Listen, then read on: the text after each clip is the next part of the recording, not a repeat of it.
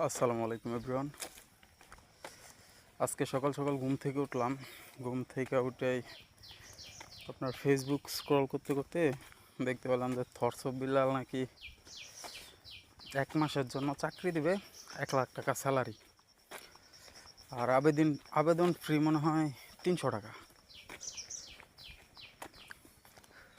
মানে বাঙালিরা কীভাবে ইউজ করতে হয় ওইটা ভালো করে বুঝে গেছে। আর আমরা বাঙালি এতটাই মানে কী কম বলার ভাষা নাই। এই জায়গার মধ্যে 1 লাখ টাকা স্যালারির একজনের জব দিয়া লাখ লাখ টাকা হাতায় নেওয়ার মতন আর কি একটা প্ল্যান। আসলে দোষ আমাদেরই। আমরা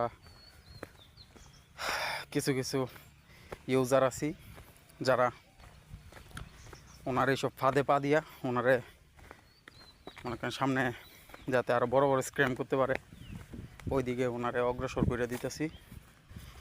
নয়তো আমরা যদি সবাই ওনারে ওইভাবে টাকাগুলো সেটা না দিতাম, এই লুবে, মূল কথা হচ্ছে বাঙালি লুবে ফাপ ফাপে বিনাশ।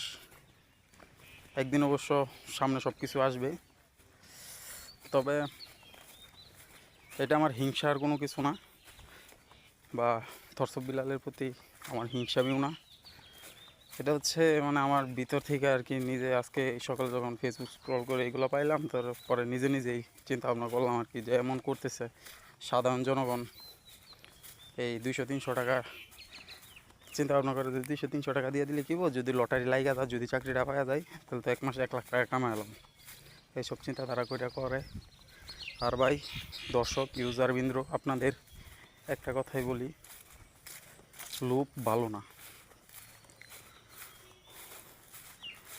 সো এসব থেকে নিজেরা কন্ট্রোল করেন, এমন কিছু করেন বাস্তব লাইফে কষ্ট হোক, তারপরে এমন কিছু করেন যেটা দিয়া এটা নিজের যোগ্যতায়, লটারি আশা করে লাভ নাই, নিজের যোগ্যতায় যাতে একটা কিছু করে লাইফে সফল হইতে পারেন এমন কিছু করার চিন্তা ভাবনা করেন। এসব লটারি জিতা লাইফে সাকসেস হওয়া, এইগুলো মনে করেন নিজের লাইফটারে এইসবের দিকে অগ্রসর করে লাইফটারে ধ্বংস করা ছাড়া। সো নিজের লাইফটারে গুছায় নেওয়ার জন্য অন্তত পক্ষে নিজের স্কিল বাড়ান, নিজের স্কিল ডেভেলপ করেন।